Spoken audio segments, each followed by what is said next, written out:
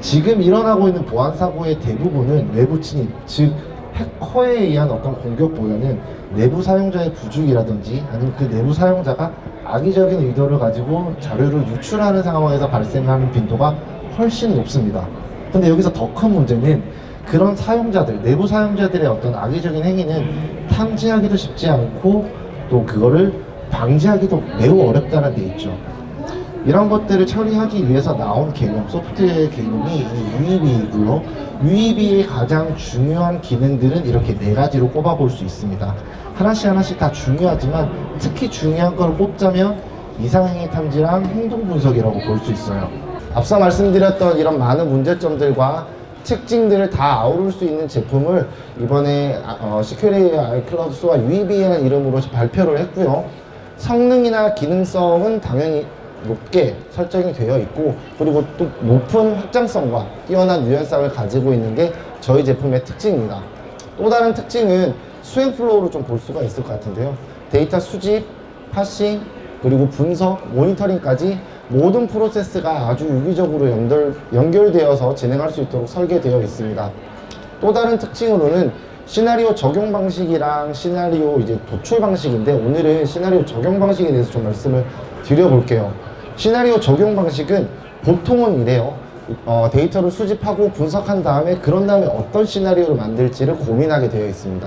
근데 저희는 그 앞단에 사전 인터뷰라는 단계를 넣어놨어요. 이 단계가 왜 중요하냐면 데이터를 수집하기 전에 고객사에서 우리는 어떤 거를 보고 싶습니다라는 것들을 먼저 듣고 시작한다는 거죠. 그러면 데이터를 수집하거나 분석을 할 때 그 니즈를 해결할 수 있는 데이터들을 우선적으로 먼저 찾게 됩니다. 그렇게 해서 도입되는 시나리오들을 실제로 보니까 만족도도 되게 높지만 탐지율도 되게 높았어요. 지금 보시는 거는 하나의 일종의 예입니다. 고객사에서 우리는 우리 회사 내부에 어떤 내부의 중요한 자료들을 유출하는 이런 상황들을 좀 막고 싶어요 라는 니즈가 있어서 이 홍길동이라는 한 대상자가 할 수 있는 모든 행위를 이제 구분지어서 거기에 별로 각각의 통계를 냈고 거기에 관련된 정상 범위를 특정을 했고요. 거기에서 이상행위가 발생할 때마다 탐지할 수 있도록 해놨습니다.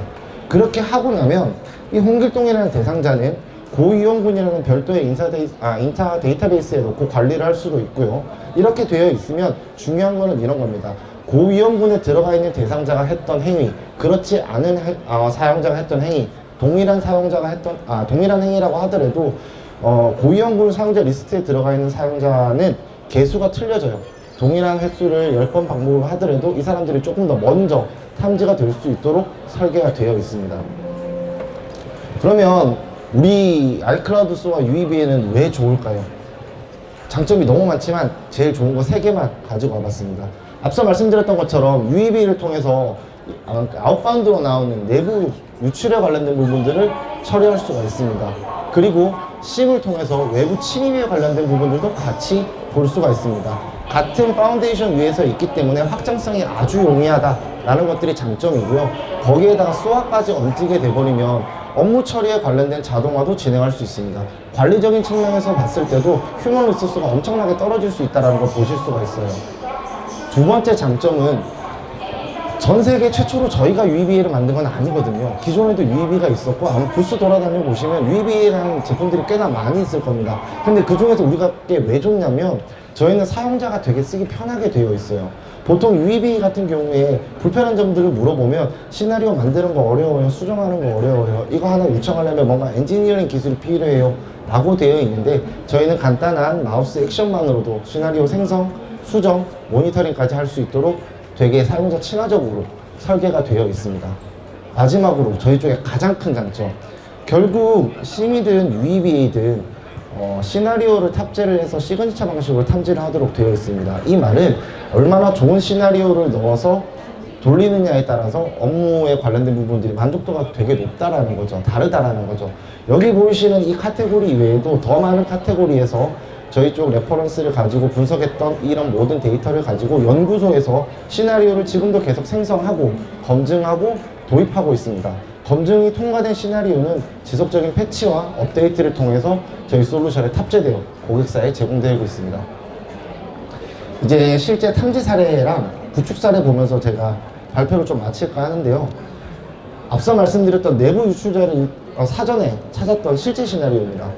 여기 관련된 뭐 글들이 되게 많지만 간단하게 설명을 드리면 내부에 있는 어떤 대상자가 경쟁사로 어떤 이직하기 전에 내부 자료를 누출하기 위해서 갔던 어떤 여러 가지 행위들이 저희가 걸어놨던 시나리오에 의해서 탐지가 됐고, 자료의 유출도 막을 수 있었지만 해당 대상자의 어떤 이직하기 전에 어떤 행위를 잡아서 확인할 수 있었던 되게 유용한 시나리오였습니다.